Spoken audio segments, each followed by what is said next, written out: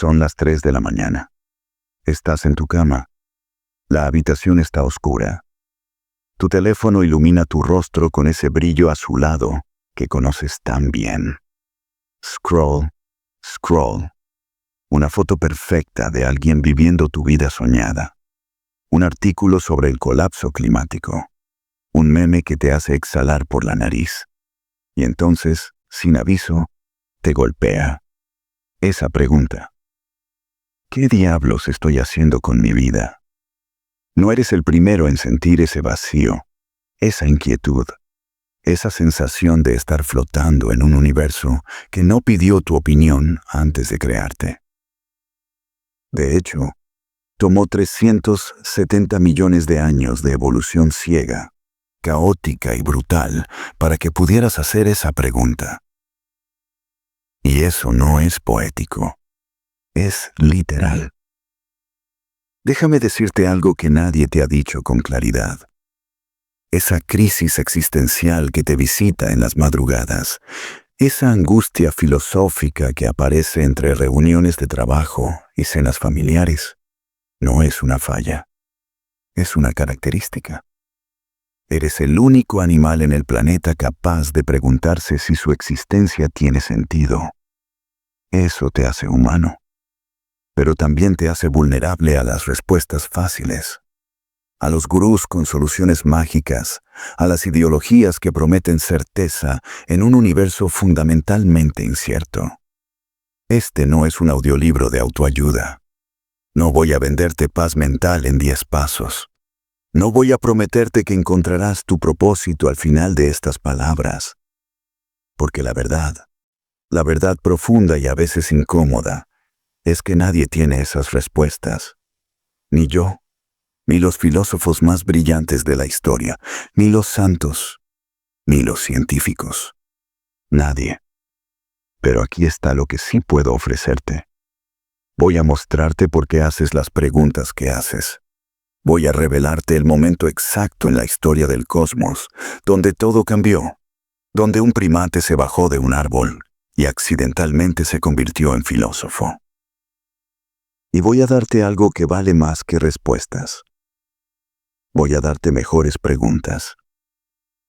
Las preguntas que han movido civilizaciones, que han derribado dioses falsos y que han construido templos verdaderos en la mente humana.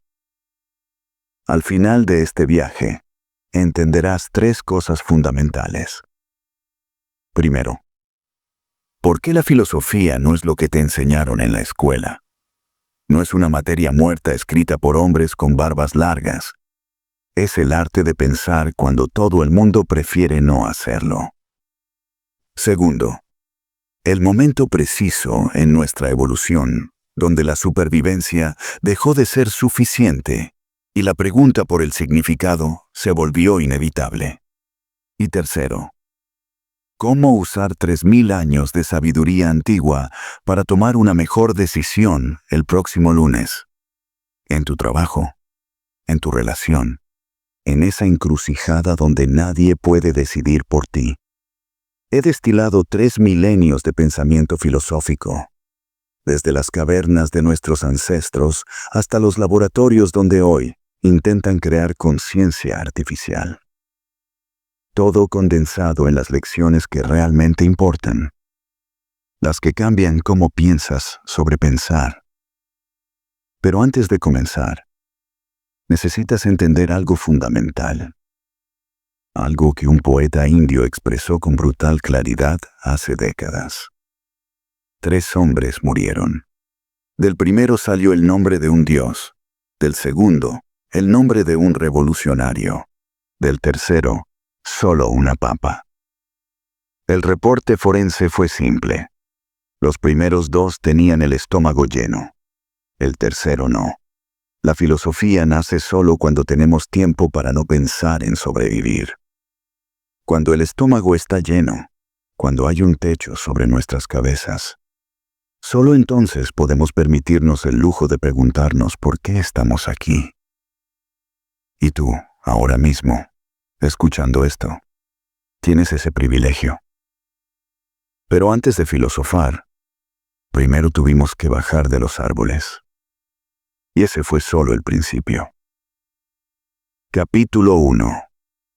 La arrogancia de ser humano. Imagina que pudieras comprimir toda la historia del universo en un solo año. Un año completo. 365 días donde cada segundo representa miles, millones de años reales. En este calendario cósmico, el Big Bang ocurre el 1 de enero a la medianoche. Ese momento donde todo lo que existe, todo lo que has tocado, amado, perdido o deseado, explota desde un punto más pequeño que la cabeza de un alfiler. Y durante meses, durante la mayoría del año, no pasa absolutamente nada interesante. Solo átomos chocando en el vacío, solo gases formando nubes, solo el silencio ensordecedor de un universo que aún no tiene a nadie para escucharlo. Las primeras estrellas aparecen en enero, las galaxias en febrero. Nuestro Sol, ese astro que ahora mismo te está dando vida, aunque no puedas verlo, nace recién en septiembre. La Tierra se forma días después, y todavía no hay nada vivo, nada que respire, nada que sienta. Solo roca fundida enfriándose en la oscuridad infinita del espacio. La vida, esa cosa milagrosa y misteriosa que ahora corre por tus venas, aparece a finales de septiembre. Pero no te emociones. Son solo bacterias, organismos tan simples que ni siquiera saben que existen. Y así permanecemos durante meses, meses enteros de evolución microscópica, de criaturas que nacen, se reproducen y mueren sin nunca preguntarse por qué. Los dinosaurios, esos gigantes que dominaron la Tierra durante millones de años, aparecen recién el 26 de diciembre, día de San Esteban. Imagínalo. Todo lo que pensabas que era antiguo, todo lo que creías que era el principio, ocurre en los últimos 5 días del año. Y nosotros, los humanos, los Homo sapiens, que ahora construyen cohetes y escriben sinfonías y se enamoran y se rompen el corazón, aparecemos el 31 de diciembre, el último día, a las 11 de la noche con 58 minutos. 2 minutos antes de que termine el año. La agricultura, ese invento que cambió todo, que nos permitió dejar de vagar como fantasmas hambrientos por las praderas, aparece a las 11 con 59 minutos y 40 segundos. 20 segundos antes de la medianoche. Y la filosofía, todo el pensamiento profundo de la humanidad, desde Buda hasta Nietzsche, desde Confucio hasta Simone de Beauvoir, ocurre en los últimos 10 segundos del año. 10 segundos. Somos el último suspiro del cosmos. El pensamiento final de un universo que ha existido por eones inimaginables. Y aún así, actuamos como si fuéramos el centro de todo. Como si las estrellas existieran para iluminarnos. Como si el universo hubiera esperado 450 millones de años solo para que tú nacieras y te preguntaras qué carrera estudiar. Esa es nuestra arrogancia fundamental. Y también, paradójicamente, nuestra belleza. Pero déjame llevarte más profundo. Porque la historia de cómo llegamos aquí es aún más humillante y más asombrosa de lo que imaginas. Hace 10 millones de años, un grupo de primates vivía en los árboles de África. Comían frutas, se rascaban, tenían sexo cuando podían. Morían jóvenes, nada especial. Nada que sugiriera que sus descendientes conquistarían el planeta. Pero entonces algo cambió. Tal vez el clima. Tal vez una mutación genética aleatoria. Tal vez simple mala suerte. Algunos de estos primates bajaron de los árboles, no porque fueran valientes, no porque tuvieran un plan. Bajaron porque ya no había suficiente comida arriba. Bajaron por desesperación. Y al tocar el suelo, algo extraordinario sucedió. Se levantaron sobre dos piernas. Piénsalo. Ese momento, ese gesto simple que ahora haces sin pensar cada mañana al salir de la cama. Ese acto de pararte sobre dos extremidades en lugar de cuatro. Ese fue el momento que cambió todo. Porque cuando te paras en dos piernas, dos cosas increíbles ocurren.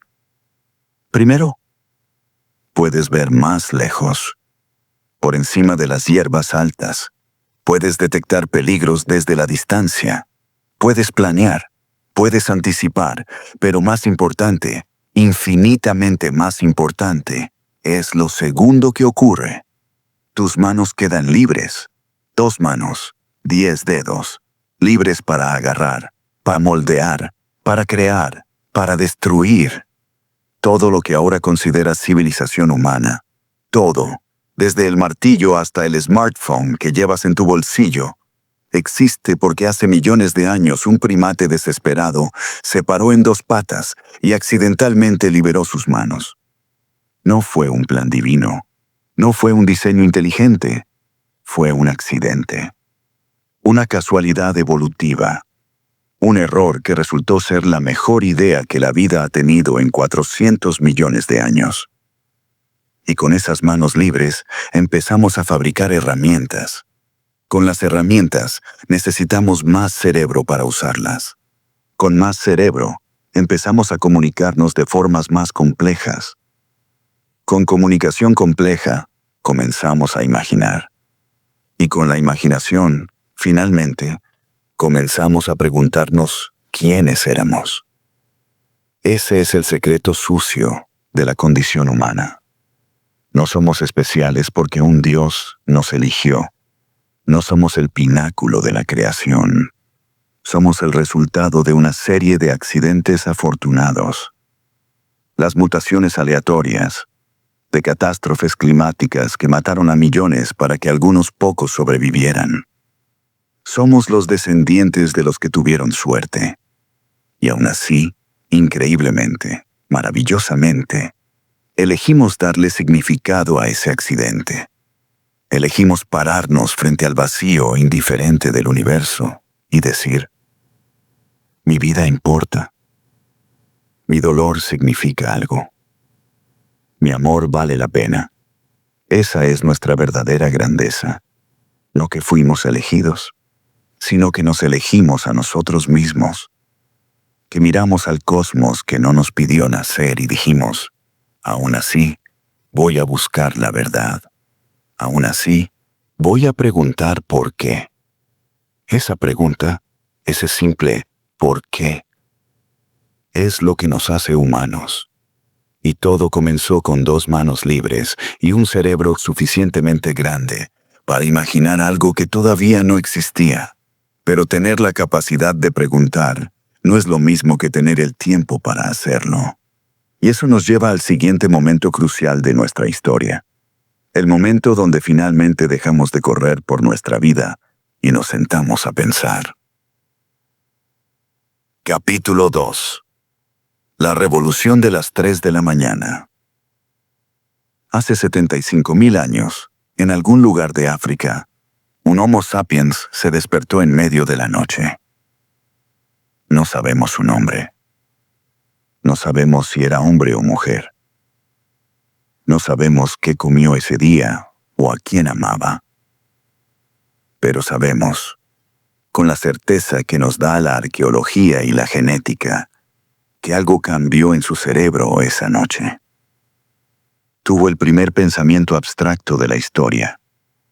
Tal vez miró a su compañero dormido junto al fuego y pensó, ¿seguirá aquí cuando yo ya no esté? Tal vez vio las estrellas y se preguntó, ¿hay algo más allá de lo que puedo tocar? O tal vez, simplemente, por primera vez en la historia de la vida en este planeta, alguien se preguntó, ¿qué soy yo? Ese pensamiento cambió todo. literalmente todo. Porque antes de ese momento, durante millones de años, los animales, incluidos nuestros ancestros, vivían en un mundo completamente material. Existía lo que podías ver, tocar, comer, temer o desear. El leopardo es peligroso. La fruta está madura. Ese es mi territorio. Esa podría ser mi pareja. Fin de la historia. No había tiempo ni capacidad cerebral para nada más profundo. Pero ese Homo sapiens de hace 75.000 años rompió esa barrera. Y de repente, por primera vez, existieron cosas que no podías tocar pero que eran reales de todas formas. Amor, justicia, propósito, esperanza, miedo a lo desconocido, Dios, alma, mañana. Todas esas cosas, todas esas ideas que ahora mueven tu vida, que te quitan el sueño, que te hacen levantarte cada mañana o que te hacen querer quedarte en la cama para siempre, nacieron en ese momento. Los neurocientíficos lo llaman la revolución cognitiva, pero yo prefiero llamarlo la primera crisis existencial de las 3 de la mañana. Y esa revolución nos dio 3 superpoderes. 3 capacidades que ningún otro animal en la Tierra tiene en la medida en que nosotros las tenemos. Y estos 3 superpoderes construyeron todo. Las pirámides, las sinfonías, las guerras, las religiones, tu ansiedad del domingo por la noche. Todo. El primer superpoder es la imaginación. Eres el único animal capaz de imaginar algo que no existe. Tu perro no puede. Tu gato no puede. Ni siquiera los delfines, con toda su inteligencia, pueden imaginar un futuro hipotético o un pasado alternativo. Pero tú sí. Puedes cerrar los ojos ahora mismo e imaginar una versión de ti mismo que no existe. Más feliz, más exitoso, más amado, más libre. Puedes imaginar un mundo donde tomaste decisiones diferentes, donde dijiste sí en lugar de no, donde te quedaste en lugar de irte. Y esa capacidad, esa habilidad aparentemente simple de soñar despierto, es la que construyó la civilización. Porque antes de que existiera la primera ciudad, alguien tuvo que imaginarla. Antes de que existiera el dinero, alguien tuvo que imaginar que un pedazo de metal podía valer más que la comida. Antes de que existiera el amor romántico como lo conocemos, alguien tuvo que imaginar que 2 personas podían elegirse mutuamente en lugar de simplemente reproducirse. Pero la imaginación tiene un costo, porque si puedes imaginar algo mejor, también puedes imaginar algo peor. Puedes imaginar tu propio fracaso, tu propia muerte, la pérdida de todo lo que amas. Y ahí, justo ahí, nace la ansiedad existencial. El precio de poder imaginar el paraíso es que también puedes imaginar el infierno. El segundo superpoder es el lenguaje complejo. Los animales tienen lenguaje. Los pájaros cantan, los lobos aúllan. Las abejas danzan para indicar dónde está el néctar. Pero ninguno de ellos puede decir, ayer vi un león cerca del río, así que mañana deberíamos evitar esa zona, a menos que queramos terminar como mi primo, que murió el verano pasado en circunstancias similares. Esa frase simple contiene pasado, futuro, condicionales, relaciones sociales, planificación estratégica y hasta un toque de humor negro. Ningún otro animal puede hacer eso. Pero tú sí. Y con ese lenguaje pudiste hacer algo revolucionario. Pudiste compartir tus imaginaciones con otros. Pudiste decir, imagina un Dios que nos protege si le ofrecemos sacrificios. Imagina un líder que nos guía. Imagina un futuro donde no tenemos que temer al invierno. Y cuando suficientes personas imaginaron lo mismo, Esas imaginaciones se volvieron reales. No físicamente reales, pero socialmente reales, que en muchos sentidos es más poderoso. El dinero no es real. Es papel o números en una pantalla. Pero mata más gente que los leones. Las naciones no son reales. Son líneas imaginarias en mapas. Pero la gente muere por ellas. El amor romántico es una invención cultural de hace apenas unos siglos, pero arruina vidas y salva vidas con igual intensidad. Todo eso existe porque podemos imaginar juntos, porque podemos ponernos de acuerdo sobre ficciones compartidas. Y el lenguaje es el pegamento que mantiene esas ficciones unidas. El tercer superpoder es la memoria narrativa. No solo recuerdas hechos, recuerdas historias. Recuerdas la primera vez que tu corazón se rompió. Recuerdas el día que perdiste a alguien importante. Recuerdas esa conversación que cambió tu vida. Y no solo la recuerdas como datos, la recuerdas con emoción, con significado, con una narrativa de antes y después. Tu perro recuerda cosas. Recuerda dónde está su comida. Recuerda que el veterinario es aterrador. Pero no recuerda su vida como una historia. No tiene un sentido de identidad que se extienda a través del tiempo. No piensa, yo era así, ahora soy esto, y quiero convertirme en aquello. Pero tú sí. Tu vida no es una serie de momentos inconexos, es una narrativa. Eres el protagonista de tu propia historia. Y esa historia tiene héroes, villanos, giros argumentales, traiciones, redenciones y, si tienes suerte, algún tipo de significado. Esa capacidad de ver tu vida como una historia es lo que te permite aprender de tu pasado y planear tu futuro. Pero también es lo que te permite sufrir por cosas que ya pasaron o que tal vez nunca pasen. Es lo que te permite arrepentirte. Es lo que te permite esperanzarte. Es lo que te permite ser humano. Y cuando combinas estos tres superpoderes, imaginación, lenguaje y memoria narrativa, algo asombroso sucede.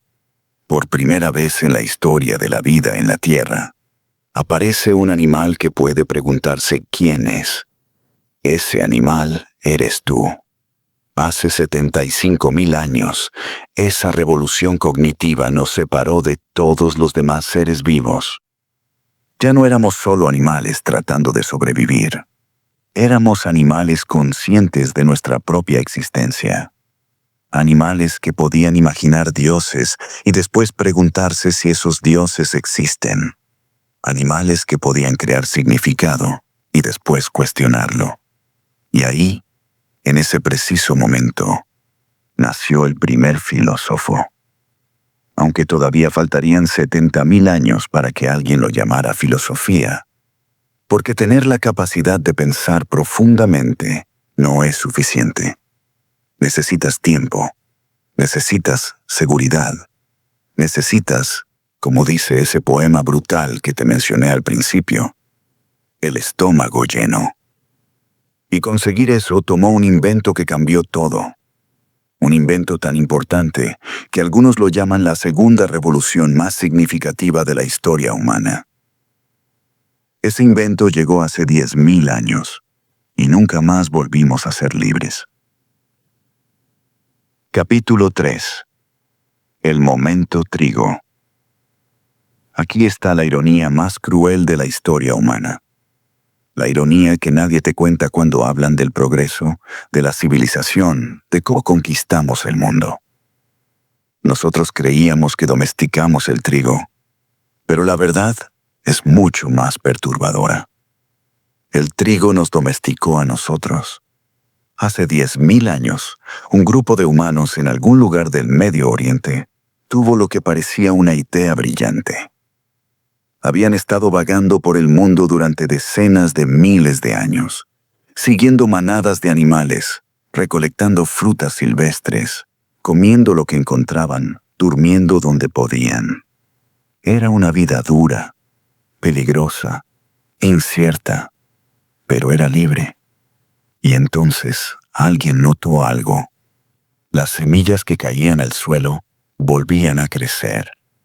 Si plantabas semillas intencionalmente, podías predecir dónde estaría tu comida. No tendrías que perseguir búfalos. No tendrías que arriesgar tu vida cada día buscando algo que comer. Solo tendrías que quedarte en un lugar, plantar, esperar, cosechar. Simple. O eso pensaron. Plantaron la primera semilla. Y en ese momento, sin saberlo, renunciaron a algo que nunca volverían a recuperar. Renunciaron a la libertad de irse. Porque una vez que plantas un campo de trigo, no puedes abandonarlo. Tienes que quedarte para cuidarlo, para protegerlo de los animales, para regarlo en las sequías, para cosecharlo en el momento exacto. Y cuando lo coseches, tienes que almacenarlo. Y cuando lo almacenes, tienes que defenderlo de quienes no plantaron, pero quieren comerse tu cosecha. De repente, sin darte cuenta, estás atado. Atado a un pedazo de tierra. Atado a un ciclo de siembra y cosecha. Atado a la preocupación constante de si lloverá o no, de si la plaga vendrá o no, de si los invasores llegarán o no. Los cazadores-recolectores trabajaban aproximadamente 15 horas a la semana para conseguir comida. El resto del tiempo era libre. Tiempo para descansar, para socializar, para contar historias alrededor del fuego, para simplemente existir. Los agricultores trabajaban 60, 70 horas a la semana y seguían teniendo menos diversidad nutricional, más enfermedades por vivir cerca de los animales domésticos, más desigualdad social porque ahora había propiedad que defender y almacenar, más guerras porque ahora había recursos concentrados que valía la pena robar. Desde cualquier perspectiva individual, la agricultura fue un pésimo negocio. Los primeros agricultores eran más bajos, más enfermos, más oprimidos que sus ancestros cazadores-recolectores. Murieron más jóvenes, sufrieron más hambrunas, porque cuando dependes de un solo cultivo y ese cultivo falla, no hay plan B. Entonces, ¿por qué lo hicimos? ¿Por qué cambiamos la libertad por la agricultura? Porque la agricultura tenía una ventaja, una sola ventaja tan poderosa que compensó todo lo demás. La agricultura permitía más gente, mucha más gente. Un terreno que podía alimentar a 10 cazadores-recolectores podía alimentar a 100 agricultores. Y 100 agricultores, por más miserables que fueran individualmente, siempre vencían a 10 cazadores-recolectores felices en cualquier conflicto. Es la historia de la humanidad en una frase. La calidad de vida individual colapsó, pero la cantidad de vidas aumentó explosivamente. Y en el juego evolutivo, la cantidad siempre gana. Pero hubo algo más, algo que no era evidente al principio, pero que cambiaría todo. La agricultura creó, por primera vez en la historia, el excedente. Antes de la agricultura, comías lo que encontrabas ese día. No había manera de almacenar comida por meses. No había manera de acumular riqueza. Todos eran, más o menos, igual de pobres, igual de vulnerables, igual de dependientes de la suerte del día. Pero cuando puedes almacenar grano, cuando puedes guardar comida para el invierno, algo nuevo aparece en el mundo. Aparece la posibilidad de que algunas personas no tengan que buscar comida. La posibilidad de que algunos puedan dedicarse a otras cosas, a hacer herramientas, a hacer cerámica, a organizar la sociedad, a defender las fronteras. Y eventualmente, increíblemente, algunos pudieron dedicarse a algo completamente improductivo, desde el punto de vista de la supervivencia. Algunos pudieron dedicarse a pensar, ahí está, ese es el momento en que el estómago lleno finalmente se encuentra con el tiempo libre. El momento en que un ser humano se sienta bajo un árbol, con el vientre satisfecho, sin amenaza inmediata de muerte, y se pregunta, ¿por qué existe todo esto? Esa pregunta no pudo ser hecha por el cazador-recolector que vivía al día. No tuvo tiempo, no tuvo seguridad. Su mente estaba completamente ocupada en sobrevivir hasta el siguiente atardecer. Pero el agricultor, o más precisamente, la pequeña élite que surgió de la sociedad agrícola, esa élite que no tenía que trabajar el campo porque otros lo hacían por ella, finalmente tuvo el lujo de hacer preguntas inútiles. Preguntas que no te ayudan a encontrar comida, que no te ayudan a evitar depredadores, que no te ayudan a reproducirte. Preguntas como, ¿qué es la justicia? ¿Existe algo más allá de la muerte? ¿Qué es el bien? ¿Por qué hay sufrimiento? ¿Quién soy yo realmente? La filosofía, toda la filosofía, nace de ese momento, del estómago lleno y el tiempo libre. Por eso los primeros filósofos no fueron agricultores.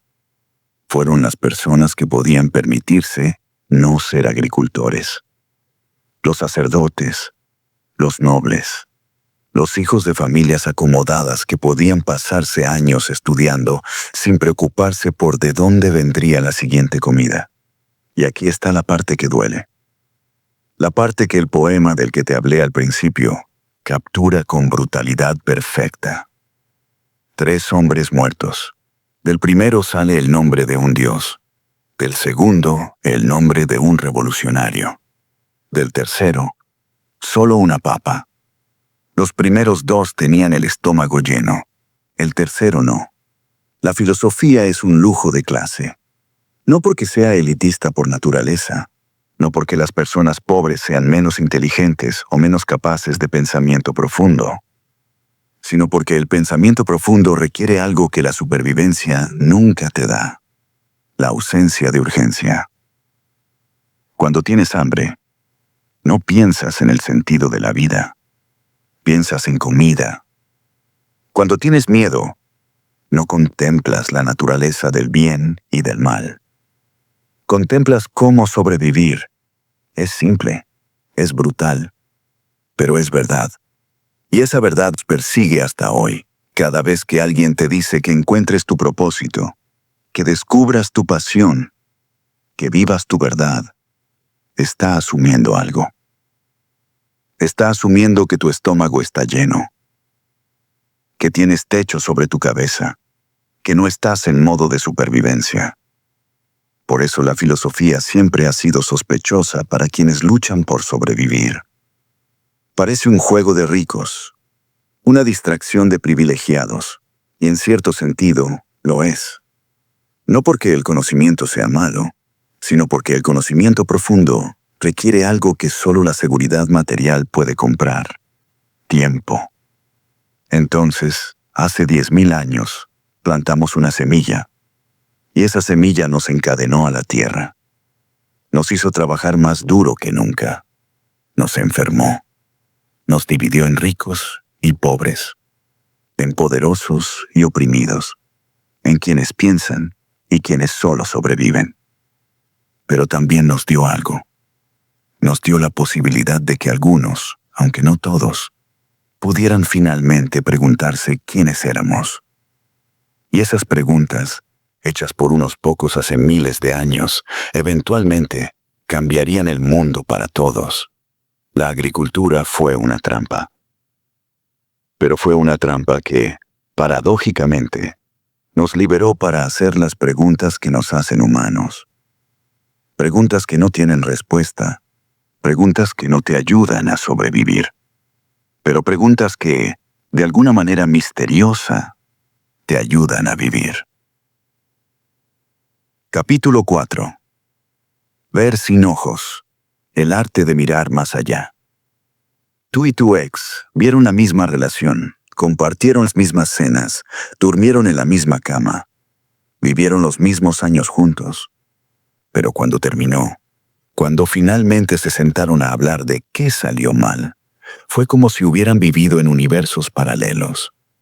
Tuviste amor, compromiso, un futuro que construir juntos. Tu ex vio señales de alarma desde el primer mes. Incompatibilidad. Un error del que no sabía cómo salir sin herirte. Ambos tenían razón. Ambos estaban ciegos. Bienvenido al problema fundamental de toda la filosofía. El problema de la percepción. El problema de que tal vez, solo tal vez, nunca hemos visto el mundo como realmente es. Los antiguos filósofos de India tenían una palabra para esto. Darshan. No significa simplemente ver, significa ver de verdad, ver con comprensión, ver más allá de la superficie hasta alcanzar la esencia de las cosas. Y ellos sabían algo que ahora la neurociencia está confirmando con dolorosa precisión. Tú no ves el mundo. Tú ves tu interpretación del mundo. Déjame mostrarte cómo funciona esto. Estás en tu oficina. Tu jefe entra con el ceño fruncido. Te habla con un tono cortante. No te saluda como normalmente lo hace. Apenas hace contacto visual. Tú ves esto y tu mente concluye instantáneamente. Está enojado conmigo. Hice algo mal. Probablemente voy a ser despedido. Pero aquí está lo que realmente está pasando. Tu jefe acaba de recibir una llamada. Su matrimonio está colapsando. Su hijo adolescente está en problemas. Los accionistas están presionando. Está durmiendo 4 horas por noche. Y está lidiando con su propio terror existencial sobre si eligió la carrera correcta, si su vida tiene significado, si ya es demasiado tarde para cambiar. Nada de eso tiene que ver contigo, pero tú no puedes ver eso. Solo puedes ver su ceño fruncido. Y tu cerebro, ese órgano maravilloso y defectuoso que evolucionó no para entender la verdad, sino para mantenerte vivo. Llena los espacios en blanco con la historia más relevante para ti. Una historia donde tú eres el centro, donde su mal humor es sobre ti. Esto no es un defecto, es una característica. Tu cerebro hace esto todo el tiempo. Recibe datos incompletos del mundo y construye una narrativa coherente. Y la mayoría del tiempo, esta narrativa es suficientemente buena para que sobrevivas. Suficientemente buena para que funciones. Pero no es verdadera. Nunca es completamente verdadera. Hay 3 niveles de ver, y la mayoría de las personas viven toda su vida en el primero. El primer nivel es ver la superficie. Ves a alguien publicando fotos de sus vacaciones perfectas en redes sociales. Ves la playa, la sonrisa, el cóctel con sombrilla, y tu cerebro concluye, esa persona es feliz, más feliz que yo. Su vida es mejor que la mía. Pero ese es solo el nivel 1, ver sin comprender. El segundo nivel es ver la emoción detrás de la superficie. Es cuando miras esa misma foto y notas que la sonrisa no llega a los ojos, que hay algo forzado en la pose, que tal vez están huyendo de algo en lugar de disfrutando algo, que tal vez esas vacaciones son un intento desesperado de salvar una relación que ya está muerta. Este es el nivel de la inteligencia emocional, de poder leer entre líneas, de ver lo que la gente no dice. Y ya es raro. La mayoría nunca desarrolla esta habilidad. Vive en la superficie toda su vida, tomando todo al pie de la letra, confiando en que lo que ven es todo lo que hay. Pero hay un tercer nivel, el nivel más profundo, el nivel del darshan verdadero. es cuando ves esa foto y comprendes algo más fundamental.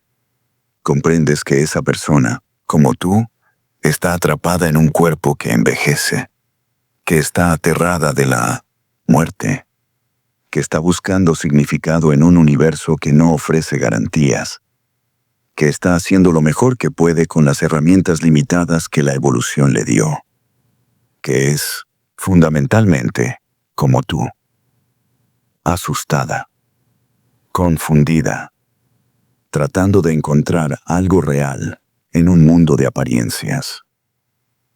Cuando llegas a ese nivel, algo cambia. Ya no puedes odiar fácilmente. Ya no puedes juzgar con tanta certeza. Porque empiezas a ver que todos estamos luchando batallas invisibles.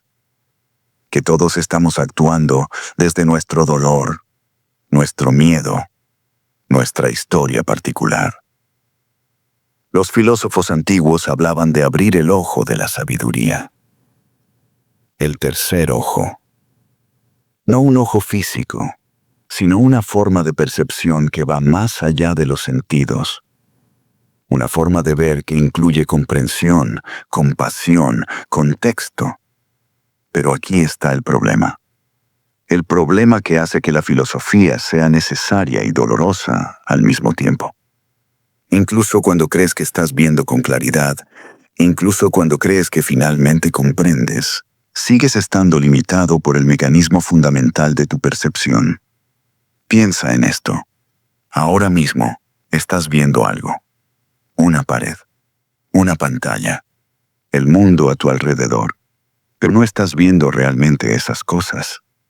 Lo que estás viendo es luz que rebota de esas superficies, entra por tu pupila, es convertida en señales eléctricas por tu retina, enviada a tu cerebro, procesada por millones de neuronas, comparada con miles de imágenes almacenadas en tu memoria, y finalmente reconstruida en tu conciencia como una experiencia que llamas ver. Hay al menos 4 puntos en ese proceso donde puede ocurrir un error. La luz puede distorsionarse. Tu ojo puede filtrar incorrectamente. Tu cerebro puede comparar con la imagen equivocada. Tu conciencia puede interpretar mal la reconstrucción. Y eso es solo para ver una pared. Ahora imagina intentar ver algo complejo, ver las intenciones de otra persona, ver el significado de tu vida, ver la verdad del universo. Cada capa adicional de complejidad multiplica las posibilidades de error. Y sin embargo, tú vives tu vida completamente convencido de que lo que ves es real. Tomas decisiones masivas basadas en percepciones que podrían estar completamente equivocadas. Te enamoras, eliges carreras, juzgas a otros. Todo basado en una reconstrucción neuronal que está, en el mejor de los casos, aproximadamente correcta. Los gemelos idénticos lo prueban. ¿Has visto esto?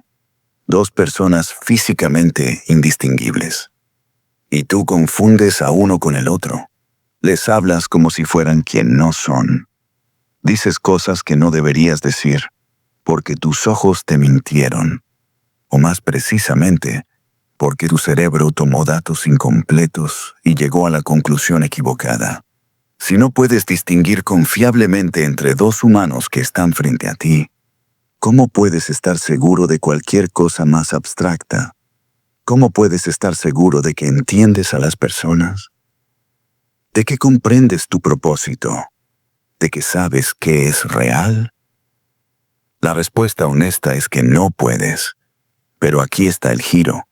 Aquí está la razón por la cual este capítulo no termina en desesperación. Aunque no puedes ver con certeza absoluta, puedes aprender a ver mejor.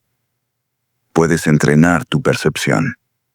Puedes desarrollar el hábito de preguntarte, ¿qué estoy perdiendo? ¿Qué más podría estar pasando aquí? ¿Qué historia estoy contándome que podría no ser cierta? Esa pregunta simple, ese momento de duda consciente, es el inicio del verdadero ver. Es el inicio del darshan.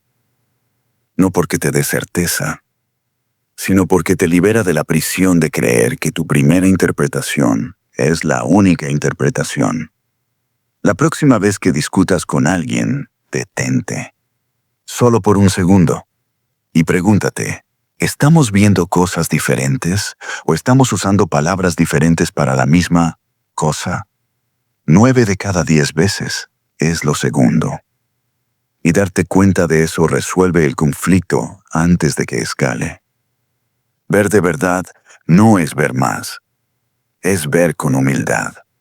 Es ver sabiendo que podrías estar equivocado.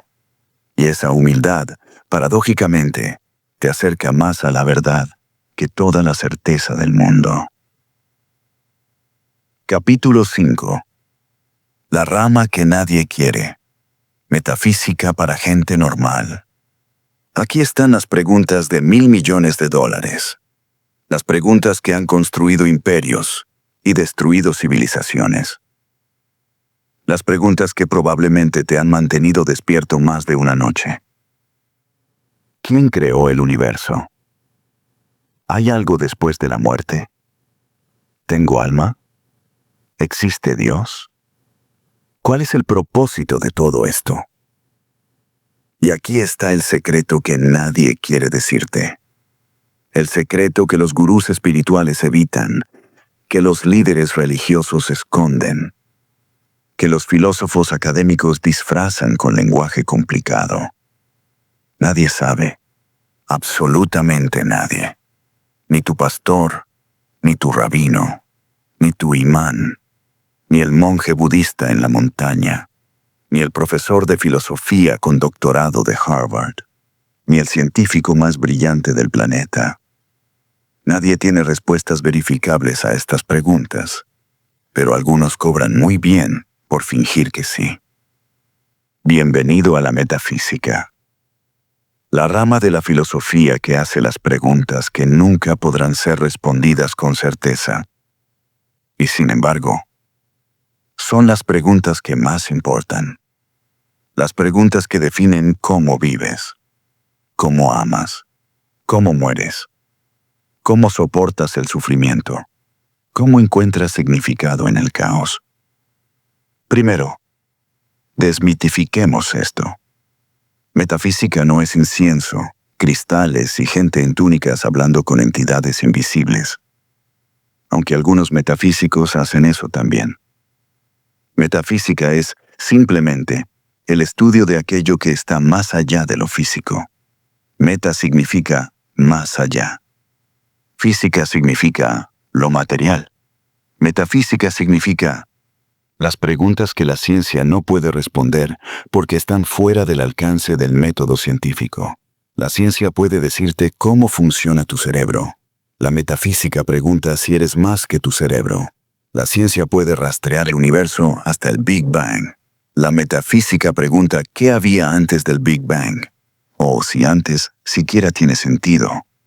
La ciencia puede medir las ondas cerebrales asociadas con el amor. La metafísica pregunta si el amor es solo química o algo más profundo. Y hay 3 grandes territorios en la metafísica. 3 áreas donde los humanos han volcado toda su creatividad, toda su angustia, toda su esperanza. Donde hemos construido respuestas elaboradas sin poder verificar ninguna. El primer territorio es la cosmología. La pregunta de cómo empezó todo. Las religiones tienen una respuesta simple y reconfortante. Dios lo hizo. Un ser supremo, infinitamente poderoso, decidió crear el universo. Tal vez por amor, tal vez por aburrimiento, tal vez porque la existencia necesita un espectáculo y Dios quería audiencia. Es una respuesta hermosa, clara, directa y completamente imposible de probar o refutar. La ciencia tiene otra respuesta, el Big Bang. Toda la materia y energía del universo, comprimida en un punto infinitesimal que explotó hace casi 14.000 millones de años. No hay propósito, no hay diseño, solo física. causa y efecto en su forma más pura. También es hermoso a su manera, aterrador, frío, y también imposible de verificar completamente, porque no podemos retroceder en el tiempo para ver qué pasó realmente. Y luego hay una tercera opción que pocos consideran. Tal vez ambas son ciertas de alguna forma. Tal vez Dios creó las condiciones iniciales y la física hizo el resto. O tal vez toda la pregunta está mal formulada. Tal vez el tiempo mismo empezó con el Big Bang y preguntar qué hubo antes es como preguntar qué hay al norte del Polo Norte. Una pregunta gramaticalmente correcta, pero conceptualmente sin sentido. No lo sabemos. Y lo más probable es que nunca lo sepamos con certeza. Pero elegir en qué creer cambia todo. Cambia cómo te ves a ti mismo. Cambia si el universo siente como hogar o como exilio. Cambia si buscas propósito externo o si te das permiso de crear el tuyo propio. El segundo territorio es la teología. La pregunta sobre Dios. ¿Existe o no existe? Parece binario, pero es infinitamente más complicado que eso. Porque incluso si aceptas que algo divino existe, inmediatamente surgen 1000 preguntas más. ¿Es uno o son muchos? ¿Está dentro del universo o fuera de él? ¿Se preocupa por ti o es indiferente? ¿Interviene en tu vida o simplemente observa? ¿Es bueno, neutral, o está más allá del bien y del mal? ¿Puedes conocerlo o es fundamentalmente incognoscible? Cada religión responde estas preguntas diferentemente. Y aquí está lo extraño, lo verdaderamente inquietante. Si le preguntas a un devoto cristiano, te dirá con absoluta certeza que Dios es una Trinidad. Si le preguntas a un musulmán, te dirá con igual certeza que Dios es uno e indivisible y que la Trinidad es herejía. Si le preguntas a un hindú, te hablará de millones de manifestaciones de lo divino. Si le preguntas a un budista tradicional, te dirá que la pregunta está mal hecha desde el principio. Todos tienen certeza absoluta. Todos se contradicen entre sí. Y todos tienen exactamente la misma cantidad de evidencia empírica. 0. Entonces, ¿cómo decides? ¿Eliges la religión de tus padres? ¿La religión de tu cultura?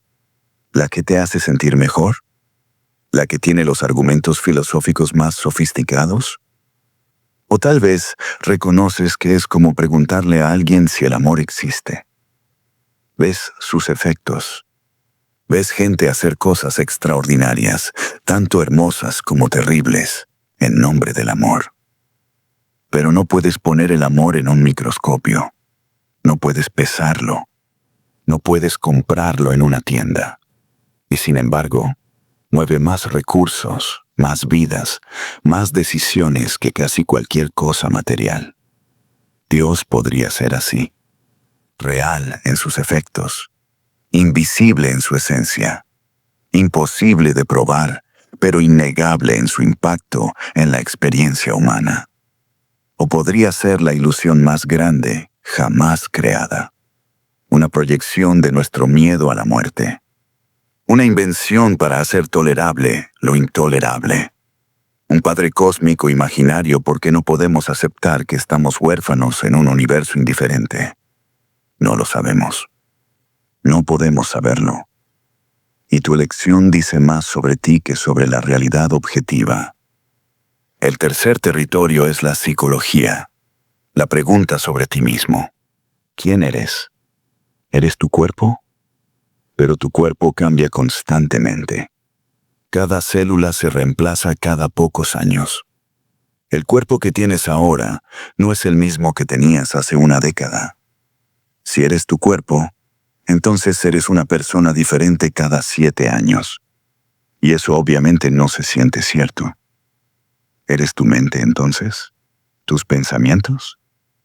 Pero tus pensamientos también cambian. Tus opiniones evolucionan. Tus creencias se transforman.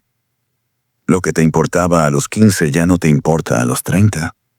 Si eres tus pensamientos, entonces también eres alguien diferente constantemente. Entonces tal vez eres algo más profundo, algo que observa los pensamientos, pero no es los pensamientos. Algo que habita el cuerpo, pero no es el cuerpo. Las tradiciones espirituales llaman a esto alma, Atman, conciencia pura, el observador. Es una idea hermosa. Y experimentalmente, muchas personas reportan momentos donde sienten exactamente eso. Momentos de meditación profunda, donde el sentido del yo pequeño desaparece y queda solo una conciencia vasta y serena. Pero entonces, la neurociencia entra al juego y muestra que cada experiencia subjetiva, incluyendo esas experiencias místicas de conciencia sin yo, corresponde a patrones específicos de actividad cerebral. Estimula esta área del cerebro y tendrás una experiencia religiosa. Daña esta otra área y perderás el sentido de identidad personal. Más inquietante aún, ahora tenemos computadoras que pasan pruebas de pensamiento, que conversan, que crean arte, que resuelven problemas complejos y no tienen alma. Nadie puso una conciencia inmaterial en el chip. Solo hay electrones moviéndose según reglas matemáticas.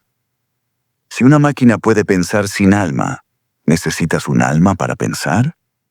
¿O eres, como sugería el materialismo antiguo, solo un cuerpo extremadamente sofisticado? Un algoritmo biológico tan complejo que se engaña a sí mismo creyendo que es algo más. No lo sabemos. Y esa incertidumbre es aterradora. Porque si no sabes quién eres fundamentalmente, ¿cómo puedes saber qué deberías hacer?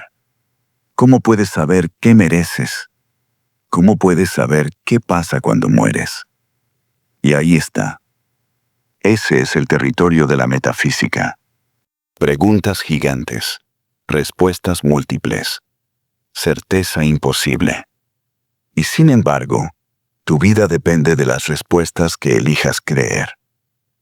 Porque si crees que hay un Dios que te juzgará, vivirás diferente que si crees que este es el único acto que tienes. Si crees que tienes un alma eterna, enfrentarás la muerte diferente que si crees que eres solo un cuerpo que se apagará. Si crees que el universo fue creado con propósito, buscarás ese propósito. Si crees que fue un accidente, crearás tu propio propósito. La metafísica no te da respuestas, te da opciones. Y tu elección entre esas opciones define quién eres. Capítulo 6. ¿Cómo saber si sabes? Epistemología sin dolor de cabeza. Leíste en Internet que el café es bueno para ti. Estudios científicos, datos, gráficas. Al día siguiente leíste que el café es terrible. Causa ansiedad. Arruina tu sueño. Acelera tu corazón peligrosamente. A la semana siguiente, un artículo matizado. Depende de tu genética, de la hora del día, de cuánto consumas. Y luego descubres que 2 de los 3 estudios fueron financiados por compañías de café. ¿En quién confías? ¿Qué es verdad? ¿Cómo sabes que sabes algo? Bienvenido al problema del conocimiento en el siglo XXI. Bienvenido a la epistemología. Y antes de que esa palabra te asuste, déjame decirte que esto es lo más importante que aprenderás hoy. Porque si no sabes cómo saber, entonces todo lo demás que crees saber está construido sobre arena. Epistemología es simplemente el estudio del conocimiento. ¿Cómo lo obtenemos? ¿Cómo lo validamos? ¿Cuándo podemos confiar en él?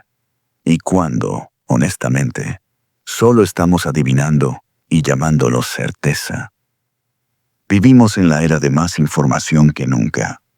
Tienes en tu bolsillo acceso a más conocimiento del que tenían emperadores, más datos de los que podía soñar cualquier biblioteca antigua. Y sin embargo, paradójicamente, vivimos también en la era de menos certeza que nunca, porque no es la falta de información lo que nos confunde. Es el exceso, es la contradicción, es la imposibilidad de distinguir entre lo verdadero y lo falso cuando ambos vienen empaquetados con la misma autoridad. Entonces, ¿cómo sabemos algo? Los filósofos han identificado 4 formas principales, 4 caminos hacia el conocimiento, y todos, absolutamente todos, tienen grietas por donde se filtra la duda. La primera forma es la percepción directa, ver con tus propios ojos, tocar con tus propias manos. Lo vi, por lo tanto es real, parece sólido, parece confiable, y sin embargo, es el más engañoso de todos. Tu ex publicó una foto en redes sociales. Están sonriendo, se ven felices, están en un lugar hermoso con alguien nuevo, y tú ves eso, lo percibes directamente, y tu mente concluye: están mejor sin mí, han seguido adelante, son felices. Pero aquí está lo que no puedes ver, que esa foto perfecta tomó 47 intentos, que la sonrisa se desvaneció segundos después del clic, que esa relación nueva es un intento desesperado de llenar un vacío, que en privado, cuando nadie está mirando, siguen llorando en la ducha. Tus ojos no mienten, pero tampoco dicen toda la verdad. Ves lo que está frente a ti, pero no puedes ver el contexto. No puedes ver lo que pasó antes o lo que pasará después. No puedes ver lo que está sucediendo en el interior de las personas. Solo ves superficies. Y a veces ni siquiera eso. A veces tus ojos te engañan directamente. Confundes a un extraño con un amigo en la calle. Ves movimiento en la oscuridad donde no hay nada. Percibes amenazas que no existen y pierdes oportunidades que sí existían, porque tu cerebro, en su intento de mantenerte a salvo, prefiere falsos positivos que falsos negativos. La segunda forma de conocer es el testimonio. Alguien te dice algo. Tu madre, tu maestro, las noticias, un experto en televisión, un amigo. Y tú decides si confías o no. Pero aquí está el problema. El conocimiento humano es como un juego de teléfono descompuesto que ha durado miles de años. Alguien vio algo. Se lo contó a alguien más. Ese alguien lo escribió. Otro lo interpretó. Un tercero lo tradujo. Un cuarto lo enseñó. Y para cuando llega a ti, pasó por tantos filtros, tantas agendas, tantos malentendidos, que lo que recibes podría ser completamente diferente de lo que pasó originalmente. Y eso asumiendo que la persona original no estaba mintiendo, o equivocada, o viendo solo parte de la historia, o tenía incentivos para distorsionar la verdad. ¿Confías en las noticias? ¿En cuáles? Porque cada canal te dirá una versión diferente del mismo evento. ¿Confías en la ciencia? ¿En cuál estudio? Porque por cada investigación que prueba una cosa, hay otra que prueba lo contrario. ¿Confías en tu familia? Incluso cuando sus creencias vienen de su generación, su trauma, su necesidad de que creas lo que ellos creen. El testimonio es necesario. No puedes verificar todo personalmente. Tienes que confiar en otros. Pero confiar no es lo mismo que saber. Es apostar. Es elegir creer. Y a veces aciertas. Y a veces descubres años después que apostaste mal. La tercera forma es el razonamiento. La lógica pura. Si A es verdad y B es verdad, entonces C debe ser verdad. Suena perfecto, matemático, irrefutable. Excepto que la lógica solo es tan buena como las premisas con las que empiezas. Basura entra, basura sale. puedes razonar perfectamente y llegar a conclusiones completamente falsas si tus supuestos iniciales estaban equivocados. Todos los emprendedores exitosos madrugan. Yo madrugo. Por lo tanto, seré un emprendedor exitoso. La lógica es impecable. La conclusión es absurda, porque la primera premisa no implica causalidad. Correlación no es causa. Pero nuestro cerebro ama las historias simples, y razonar nos hace sentir inteligentes incluso cuando estamos razonando hacia el error. Los conspiranoicos son maestros de la lógica. Conectan puntos, encuentran patrones, razonan elaboradamente y llegan a conclusiones dementes porque empezaron con premisas falsas y construyeron castillos de lógica sobre fundaciones de fantasía. La cuarta forma es la intuición. Ese sentimiento en tus entrañas. Esa voz interior que te dice que algo está bien o mal, sin poder explicar por qué. Y a veces, milagrosamente, la intuición acierta. Ves a alguien y sabes instantáneamente que no puedes confiar en ellos. Sientes que deberías tomar un camino diferente a casa. Tienes un presentimiento sobre una decisión y a veces tu intuición te salva. Porque tu intuición es la suma de millones de años de evolución. Es tu inconsciente procesando patrones que tu mente consciente no puede articular todavía. Es sabiduría antigua corriendo por tu sistema nervioso. Pero otras veces, tu intuición te destruye.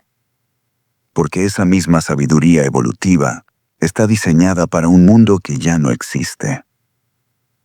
Te dice que temas a extraños cuando estadísticamente la mayoría del peligro viene de conocidos.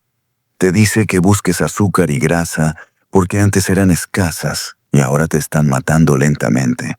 Te dice que confíes en personas atractivas y desconfíes de las diferentes porque en la sabana africana eso te mantenía vivo. Tu intuición es una herramienta del pasado tratando de navegar el presente. Y a veces funciona. Y a veces te lleva directo al desastre. Entonces, si ninguna de estas 4 formas de conocer es confiable, ¿qué nos queda? ¿Rendirse? ¿Aceptar que no podemos saber nada? ¿Vivir en escepticismo paralizante? No. Lo que queda es algo más humilde, pero más honesto.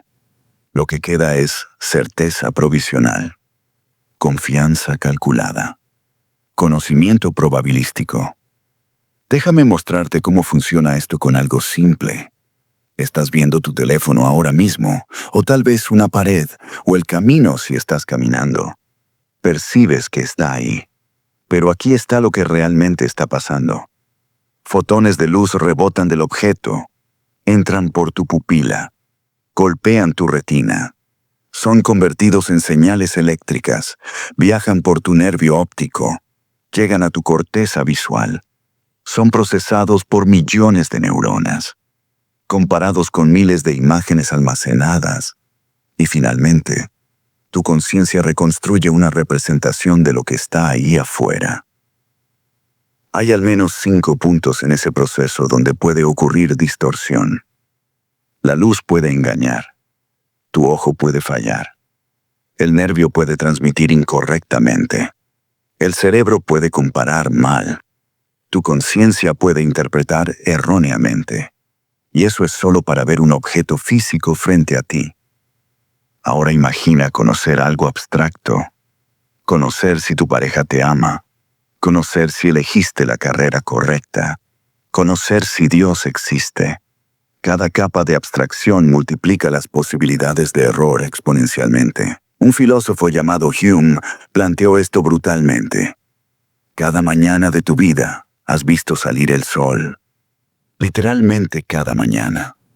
Miles de veces. ¿Eso garantiza que saldrá mañana? Lógicamente no.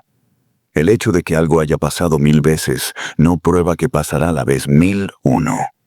Solo hemos observado una muestra. Asumimos que el futuro será como el pasado. Pero esa asunción, esa creencia en la regularidad del universo, Es un salto de fe, uno necesario, pero fe al fin. Toda la ciencia descansa en ese salto de fe, en la creencia de que las leyes naturales son consistentes, que los experimentos repetibles revelan verdades. Pero no podemos probar esa creencia. Solo podemos actuar como si fuera verdad y ver qué pasa. Entonces, ¿cómo vives en un mundo donde no puedes estar completamente seguro de nada? Con 3 preguntas. 3 filtros que puedes aplicar antes de decidir que sabes algo. 3 preguntas que te salvarán de más errores que 4 años de universidad. Primera pregunta. ¿Qué evidencia real tengo? No opiniones. No lo que quiero creer. Evidencia. ¿Qué puedo verificar? Segunda pregunta. ¿Qué evidencia contradictoria estoy ignorando? Porque tu mente ama confirmar lo que ya crees. Busca activamente lo que te contradice. Tercera pregunta. ¿Qué gano o pierdo si creo esto? Porque a veces elegimos creer no porque sea verdad, sino porque es conveniente, o reconfortante, o nos da identidad. Esas 3 preguntas no te darán certeza, pero te darán algo mejor. Te darán honestidad intelectual. Te darán la capacidad de sostener creencias provisionales en lugar de dogmas absolutos. Te darán la libertad de cambiar de opinión cuando llegue nueva evidencia. Porque al final, el conocimiento no es posesión. Es proceso. No sabes cosas de una vez por todas. Sabes temporalmente, parcialmente, provisionalmente. Y eso está bien. Eso es suficiente. Eso es ser humano. Capítulo 7. Bien, mal y todo lo gris. Ética sin sermones. Robar está mal. En eso todos estamos de acuerdo. Es simple, es claro. Es una de esas pocas verdades morales que parecen universales. Pero entonces tu hijo tiene hambre. Hambre real. El tipo de hambre que duele. El tipo de hambre que te mantiene despierto escuchándolo llorar. No tienes dinero, no tienes trabajo. Has pedido ayuda y no llegó. Y en la panadería de la esquina hay pan. Pan que se tirará a la basura al final del día de todas formas. Toneladas de pan que nadie comprará. ¿Robas el pan? Ahora digamos que trabajas para una corporación. Descubres documentos que prueban que tu empresa está contaminando ilegalmente, envenenando el agua de comunidades enteras, causando cáncer, matando gente. Pero esos documentos son propiedad corporativa. Revelarlos es robo. Técnicamente. Legalmente. Eres el único que tiene acceso. Si no lo haces tú, nadie lo hará. ¿Robas los documentos? O tal vez más cercano a tu realidad. Tu amigo está en una relación. Su pareja lo engaña. Tú lo sabes con certeza. Lo viste. Pero tu amigo no sabe. Está feliz, ignorante. Revelar la verdad destruirá esa felicidad. Quedarte callado te convierte en cómplice de la mentira. ¿Qué haces? Bienvenido al territorio donde la mayoría de las personas viven toda su vida sin darse cuenta de cuán profundamente inconsistentes son. Bienvenido y a la ética, al estudio del bien y del mal, y a la aterradora realización de que tal vez, solo tal vez, esas categorías no son tan claras como nos enseñaron. Durante miles de años, los humanos han tratado de crear sistemas morales perfectos, reglas que funcionen siempre, fórmulas que te digan exactamente qué hacer en cada situación. Y durante miles de años, todos esos sistemas se han estrellado contra la complejidad implacable de la vida real. Hay esencialmente 3 grandes enfoques a la ética. 3 formas de decidir qué es correcto. Y cada una de ellas funciona perfectamente en teoría. Y cada una de ellas falla desastrosamente en la práctica. El primer enfoque dice, mira las consecuencias.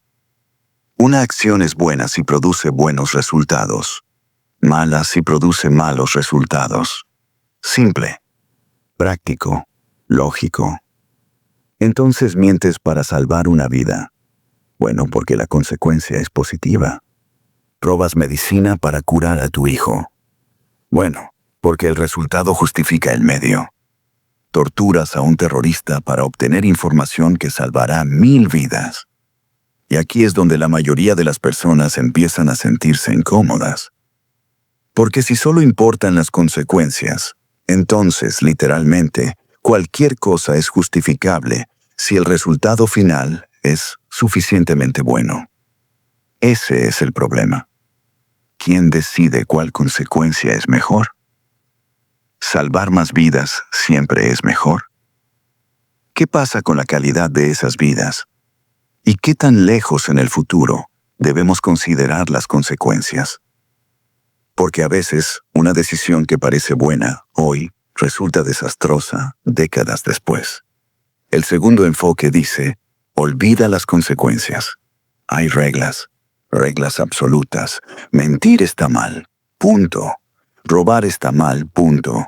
Matar está mal, punto. No importa el contexto, no importan las consecuencias.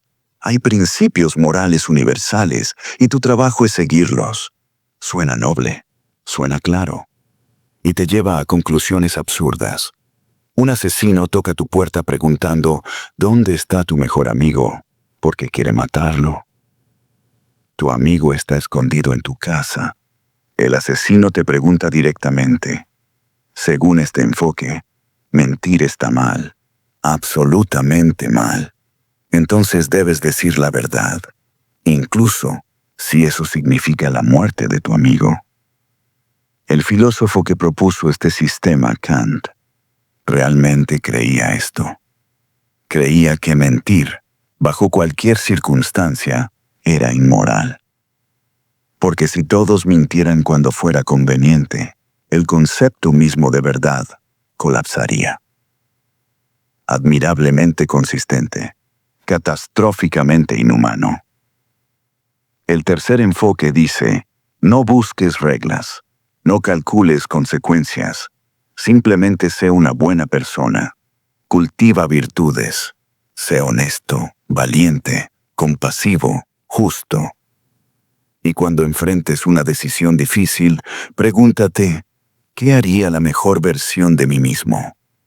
Es hermoso en su simplicidad y completamente inútil cuando necesitas tomar una decisión concreta. Porque la mejor versión de ti podría hacer una cosa.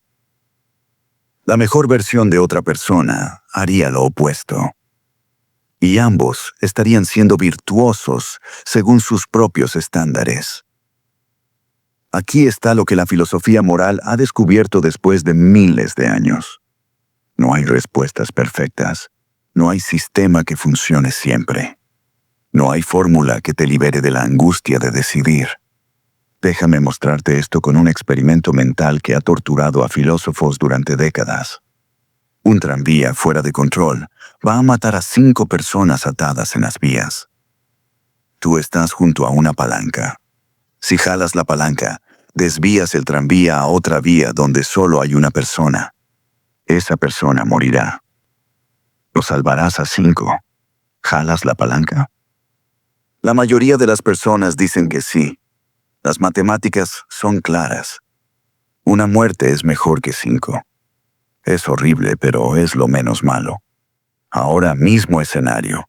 Pero esta vez no hay palanca. Estás en un puente sobre las vías. A tu lado hay un hombre muy grande. Si lo empujas del puente, su cuerpo detendrá el tranvía. Morirá. Pero las 5 personas se salvarán. ¿Lo empujas? La mayoría de las personas dicen que no. Visceralmente no. Eso es asesinato. Eso es usar a alguien como medio para un fin. Eso está mal. Pero espera. Las matemáticas son exactamente las mismas. Una muerte versus 5. En ambos casos, tú eres el responsable de la decisión. En ambos casos, tu acción directa causa una muerte para prevenir 5. Entonces, ¿por qué se siente tan diferente? Porque la ética no vive en tu lógica, vive en tus entrañas. Vive en miles de años de evolución social, que te dice que matar directamente a alguien con tus manos es cualitativamente diferente que accionar una palanca. Incluso cuando el resultado es idéntico, tu cerebro moral no es consistente, no es lógico. Es una colección de intuiciones evolutivas, normas culturales, experiencias personales y racionalizaciones posteriores. Y todos vivimos con esa inconsistencia todos los días. Dices que valoras la honestidad, pero le dices a tu amiga que su corte de pelo se ve bien cuando no es cierto. Dices que la vida humana es sagrada, pero compras productos hechos por niños en condiciones de esclavitud porque son más baratos. Dices que amas a tu familia sobre todo, pero pasas más tiempo revisando emails que hablando con ellos. No te estoy juzgando, estoy describiendo, porque yo hago lo mismo. Todos lo hacemos. La consistencia moral perfecta es imposible. Tal vez incluso indeseable, porque la vida es compleja, y respuestas simples a preguntas complejas son usualmente señal de que dejaste de pensar, no de que encontraste la verdad. Entonces, ¿qué haces? ¿Cómo vives en un mundo donde no hay respuestas morales perfectas? Donde cada decisión importante es escoger entre diferentes tipos de imperfección? No te voy a dar 10 mandamientos. No te voy a decir que hay un camino correcto. Pero te voy a dar 3 preguntas. 3 filtros que pueden ayudarte a tomar decisiones con las que puedas vivir. No decisiones perfectas, decisiones humanas. Primera pregunta. ¿Esto daña directamente a alguien? No daño abstracto. No daño potencial en el futuro lejano. Daño real, inmediato, a una persona concreta. Si la respuesta es sí, necesitas una razón extraordinariamente buena para seguir adelante. Segunda pregunta. ¿Podrías defender esta decisión públicamente? No a tus amigos que siempre te apoyan, no a tu familia que te ama incondicionalmente, a cualquiera, en un periódico, en una corte. Si tienes que mantenerlo secreto, si tienes que mentir sobre ello, probablemente ya sabes que está mal. Tercera pregunta. ¿Tu yo de 80 años estaría orgulloso? Cuando estés al final de tu vida, cuando tengas tiempo de ver las consecuencias, cuando la urgencia del momento haya pasado, ¿mirarás atrás a esta? ¿Decisión con paz o con arrepentimiento? Estas preguntas no te darán certeza, no eliminarán la ambigüedad, pero te darán algo más valioso. Te darán honestidad contigo mismo. Te darán la posibilidad de actuar con integridad, incluso cuando no estés seguro de tener razón. Porque eso es lo que la ética realmente es. No es un conjunto de reglas que memorizas. No es un cálculo que haces. Es el arte de vivir conscientemente. De tomar decisiones sabiendo que no hay respuestas perfectas. De hacer tu mejor esfuerzo con información incompleta. Y de tener el coraje de revisar tus decisiones cuando nueva información llegue. La persona más moral que conocerás no es la que nunca se equivoca. Es la que reconoce sus errores, que cambia cuando aprende, que tiene la humildad de admitir que tal vez, en ese momento, con ese contexto, hizo lo mejor que pudo, pero hoy haría algo diferente. Esa es la ética para gente real, no para santos, no para ángeles, para humanos tratando de hacer lo correcto en un mundo que raramente coopera con ese intento. Y justo cuando crees que el bien y el mal son difíciles de definir, déjame preguntarte algo aún más resbaladizo. Algo que creías simple hasta que empiezas a pensar en ello. ¿Qué es la belleza? ¿Qué hace que algo sea hermoso o feo? valioso o sin valor? ¿Y por qué todos tenemos respuestas diferentes a esas preguntas? Capítulo 8. Belleza, horror y todo lo subjetivo. Tu pareja piensa que tu playlist musical es basura absoluta. Tú piensas que su gusto es tan básico que duele. Ambos están en lo correcto. Ambos están completamente equivocados. Y esto no es solo sobre música. Es sobre cómo ver absolutamente todo. Esto es sobre estética, sobre belleza, sobre valor, sobre por qué algo te mueve hasta las lágrimas y deja a otra persona completamente indiferente. Y sobre por qué, de todas las ramas de la filosofía, esta es la que más revela quién eres realmente. Hay una pregunta que ha obsesionado a filósofos durante miles de años. Una pregunta tan simple que parece tonta, pero tan profunda que nunca ha sido respondida satisfactoriamente. ¿Qué es la belleza? No me refiero a qué te parece bello a ti. Me refiero a si la belleza es una propiedad real de las cosas o solo una proyección de tu mente. Si existe objetivamente allí afuera o si es completamente inventada aquí adentro. Y aquí está lo inquietante. La respuesta cambia todo. Cambia cómo te ves a ti mismo. Cambia cómo juzgas a otros. Cambia si puedes estar equivocado sobre lo que es valioso. Cambia si el arte tiene significado universal. O si es solo ruido elegante, que algunos decidieron llamar profundo. Hay 3 teorías principales. 3 formas de entender qué es la belleza. Y cada una de ellas se siente obvia hasta que consideras las otras 2. La primera teoría dice, la belleza está en el ojo del observador. Es completamente subjetiva, personal, única a ti.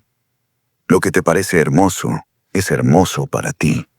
Lo que me parece feo es feo para mí. Y ninguno de los 2 está equivocado, porque no hay estándar objetivo contra el cual medir. Tiene sentido, ¿verdad? Tú lloras escuchando una canción que a mí me aburre. Yo encuentro fascinante una película que tú consideras pretenciosa. Tu amigo colecciona arte que para ti parece hecho por un niño. Y todos están bien. Todos están experimentando belleza real en cosas diferentes. Excepto que esto conduce a una conclusión extraña. Si la belleza es completamente subjetiva, entonces no hay diferencia entre un garabato random y la Capilla Sixtina, entre una melodía comercial pegajosa y una sinfonía de Beethoven, entre tu foto de Instagram y una obra maestra de fotografía. Son solo diferentes, no mejores o peores, solo diferentes preferencias. Y algo en ti se rebela contra eso, porque sientes intuitivamente que algunas cosas son objetivamente más bellas que otras, que hay niveles, que hay maestría, que la persona que dice que cualquier cosa es arte o está siendo radicalmente inclusiva o simplemente no sabe de qué está hablando. Eso nos lleva a la segunda teoría. La belleza es objetiva. Existe ahí afuera, en las cosas mismas. Hay propiedades reales, medibles, que hacen que algo sea bello. Simetría, proporción, armonía, complejidad balanceada con simplicidad. Y hay evidencia de esto. Cierta simetría facial es considerada atractiva en todas las culturas humanas. Ciertos paisajes, atardeceres sobre agua, árboles grandes, evocan sensaciones similares en personas de continentes diferentes. Ciertos patrones matemáticos, como la proporción áurea, aparecen una y otra vez en lo que llamamos bello, desde caracoles hasta catedrales. Tal vez la belleza no es invención. Tal vez es descubrimiento. Tal vez estamos sintonizando con algo real, con patrones fundamentales del universo que nuestro cerebro evolucionó para reconocer porque esos patrones estaban asociados con cosas útiles. Paisajes bellos. Significaban agua y comida. Rostros simétricos significaban genes sanos. Proporciones armoniosas significaban estructuras estables.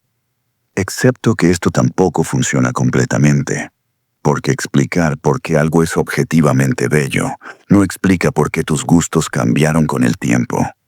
¿Por qué la persona que amabas a los 20 ya no te parece tan atractiva a los 30? ¿Por qué la música que odiabas de adolescente ahora te conmueve? ¿Por qué culturas diferentes valoran bellezas completamente distintas? Entonces llegamos a la tercera teoría, una teoría más incómoda, más honesta. Tu cultura decide qué es bello, y tú, sin darte cuenta, absorbiste esos estándares y ahora crees que son tus propios gustos. En algunos lugares, cuerpos delgados son el ideal. En otros, cuerpos con curvas abundantes. En algunos, piel clara. En otros, piel bronceada. En algunos, juventud eterna. En otros, las arrugas como marcas de sabiduría. No porque unos tengan razón y otros estén equivocados, sino porque diferentes sociedades, con diferentes historias, diferentes recursos, diferentes ansiedades, proyectaron diferentes valores en los cuerpos. Y no es solo cuerpos, es todo.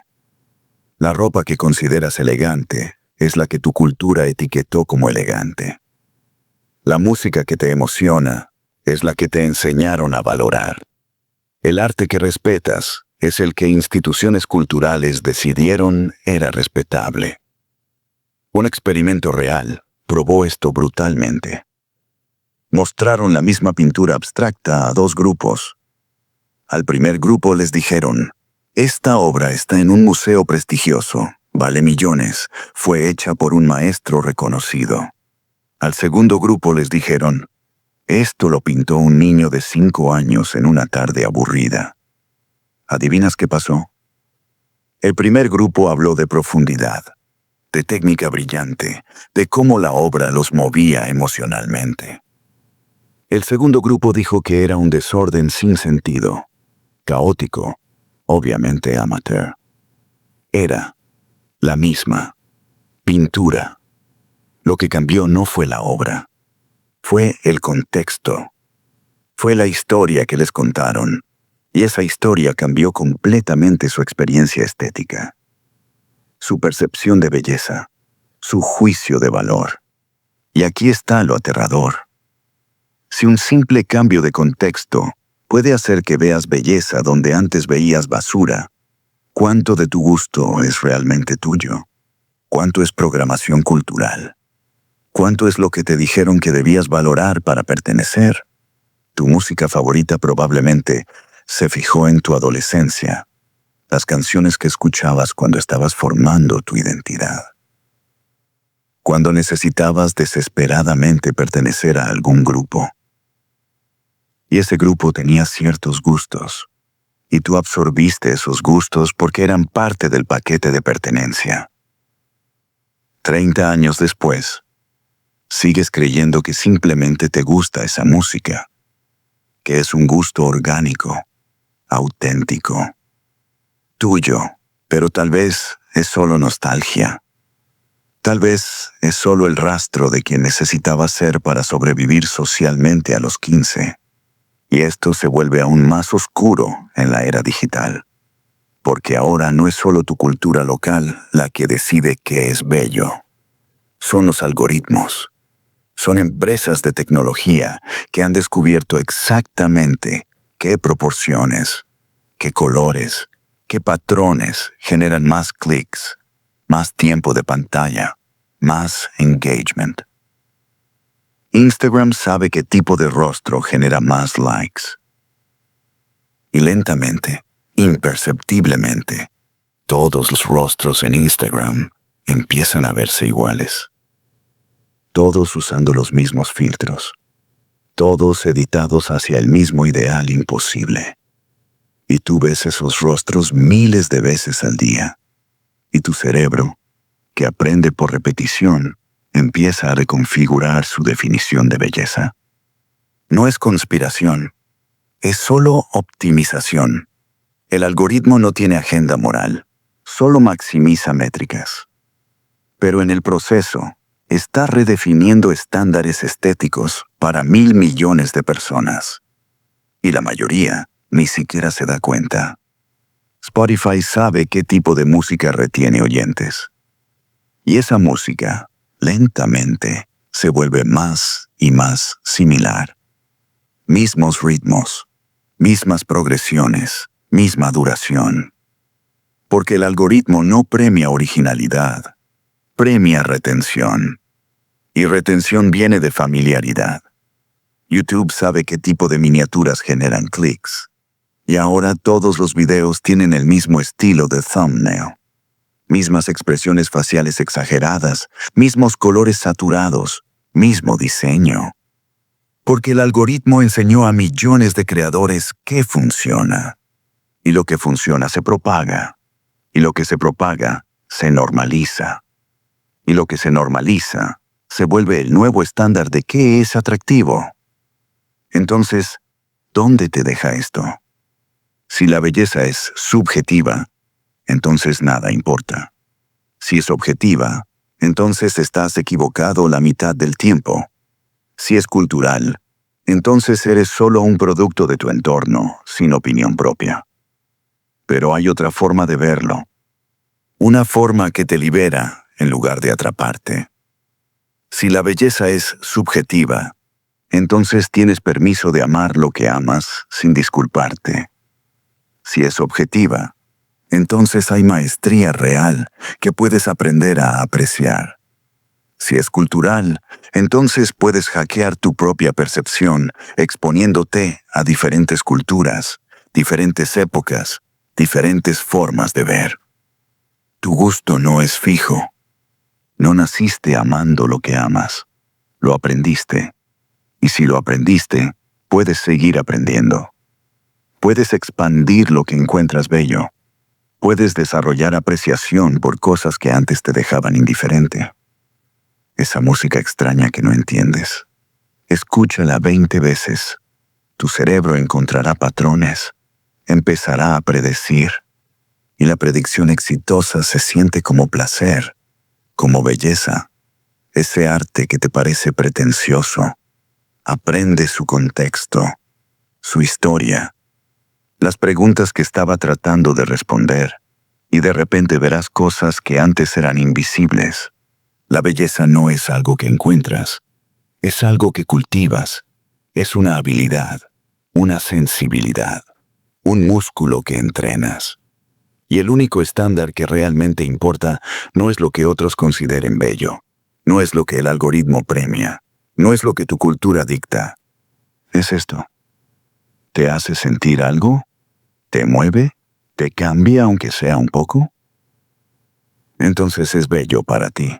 Y eso es suficiente. Porque al final, la estética no es sobre encontrar lo objetivamente correcto. Es sobre expandir tu capacidad de asombro, de sorpresa, de conexión emocional con el mundo.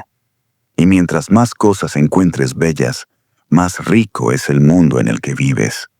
Mientras más arte te conmueve, más música te emociona, más experiencias te parecen valiosas, más vida estás realmente viviendo. La belleza no está solo en el ojo del observador, está en la voluntad del observador de realmente ver, de realmente escuchar, de realmente sentir. Y eso puedes decidirlo tú. Capítulo final. ¿Qué hacer el lunes? Hemos viajado juntos a través de 370 millones de años, desde la primera chispa de vida en un océano primitivo hasta este momento. Hasta tú, escuchando estas palabras, tratando de darle sentido a una existencia que nadie te pidió permiso para darte. Aprendiste que eres resultado de casualidad evolutiva, que tus certezas son ilusiones neuronales, que tus valores son mayormente culturales, que la belleza que persigues es subjetiva y que nadie, Absolutamente nadie en este planeta sabe con certeza qué significa todo esto. Entonces, ¿y ahora qué? Porque aquí está el peligro real de la filosofía. El peligro del que nadie te advierte cuando empiezas a pensar profundamente. Es fácil, demasiado fácil, convertirte en un filósofo de sala. En ese tipo de persona que sabe todo, critica todo, ve a través de todo y no hace absolutamente nada. Esa persona que se sienta en su sofá, consumiendo ideas como si fueran entretenimiento, sintiéndose intelectualmente superior mientras su vida permanece exactamente igual. Esa persona que puede explicar por qué nada importa, por qué todo es relativo, por qué la acción es inútil en un universo sin sentido intrínseco. Eso no es sabiduría. Eso es nihilismo disfrazado de profundidad. Es cobardía envuelta en vocabulario sofisticado. La filosofía no te fue dada para que te sientes a observar. Te fue dada para que vivas diferente, para que veas diferente, para que decidas diferente.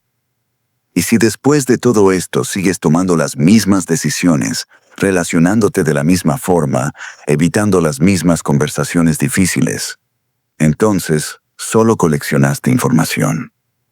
No adquiriste sabiduría. Entonces, déjame darte 3 cosas. 3 aplicaciones prácticas que puedes usar mañana, el lunes. Cuando vuelvas al mundo real con sus problemas reales y sus decisiones imposibles. La primera es para tu próxima decisión importante. Esa decisión que has estado evitando. Esa conversación que sabes que necesitas tener. Ese cambio que intuyes que debes hacer pero da terror.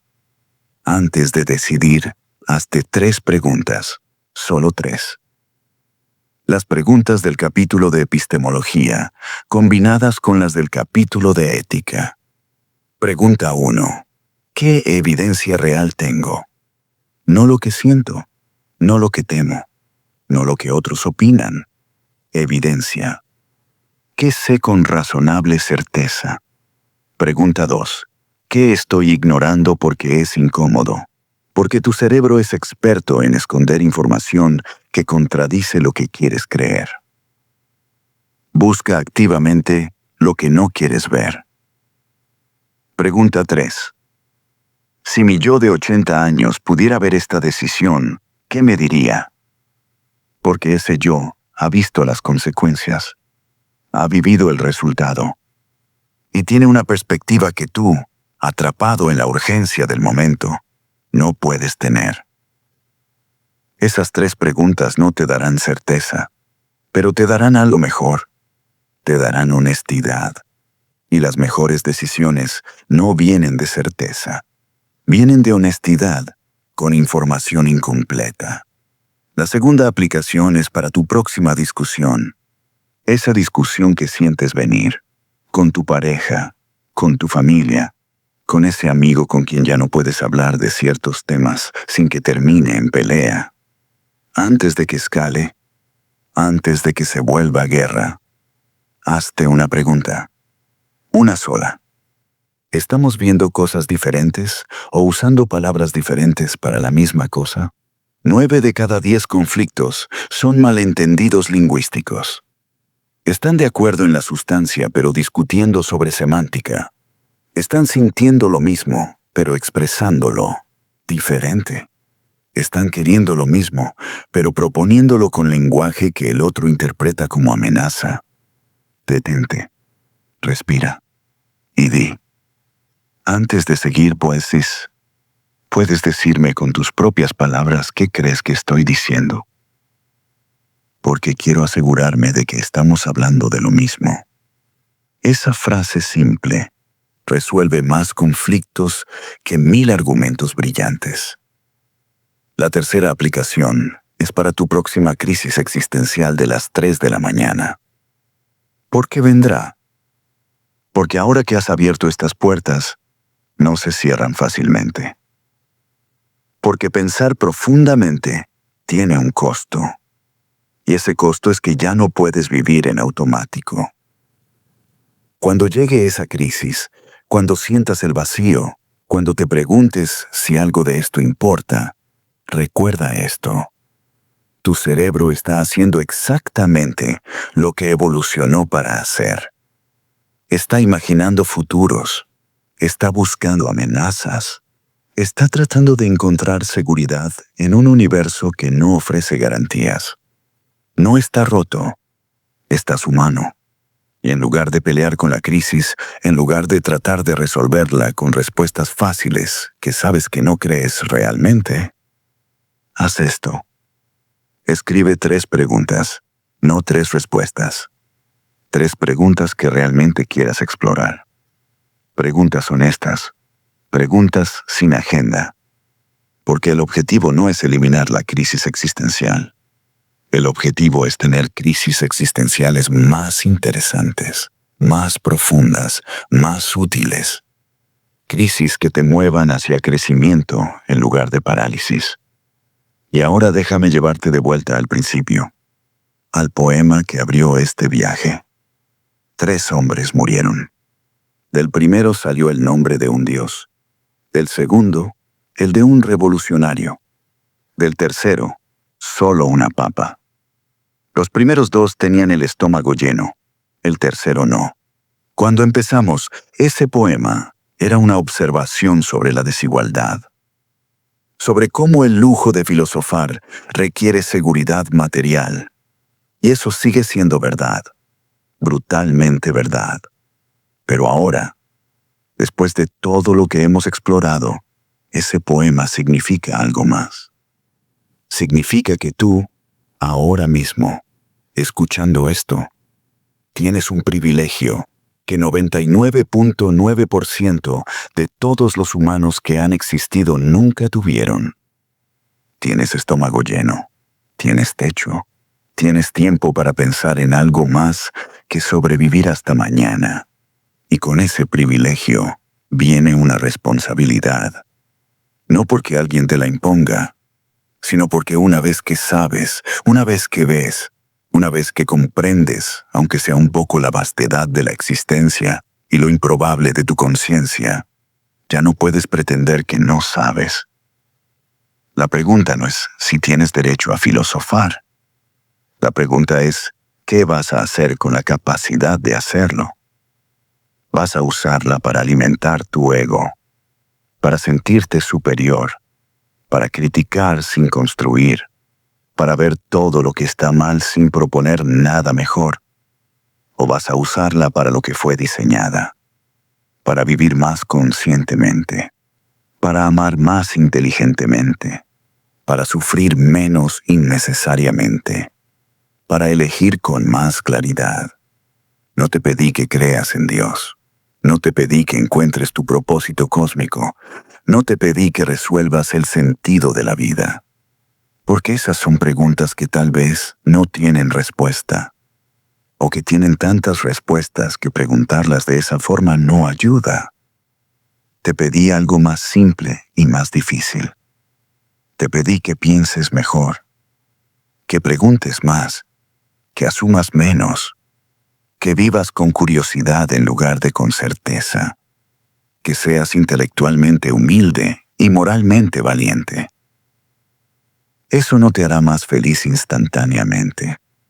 La filosofía no es Prozac, no es terapia rápida, no es solución mágica. Es, en muchos sentidos, el inicio de una incomodidad que durará el resto de tu vida. Porque una vez que empiezas a ver, no puedes dejar de ver. Una vez que empiezas a preguntar, las preguntas se multiplican, pero te hará más real, más tú, menos copia de las ideas de otros, menos robot siguiendo programación cultural, menos víctima de tus propios sesgos inconscientes. Te hará alguien que vive en lugar de alguien a quien le pasa la vida. Y eso, en un universo que no prometió dar de nada, que no garantizó que tu existencia tendría sentido, que te dio conciencia sin manual de instrucciones. Eso es todo lo que puedes pedir. 370 millones de años te prepararon para este momento. Millones de tus ancestros sobrevivieron lo suficiente para que tú pudieras estar aquí. Miles de filósofos pavimentaron caminos de pensamiento que ahora puedes caminar. Y aquí estás, consciente, pensante, capaz de preguntarte quién eres y por qué importa. No desperdicies esa oportunidad viviendo en automático. No la regales a distracciones interminables, no la vendas por comodidad, no la entierres bajo miedo de pensar demasiado. Úsala.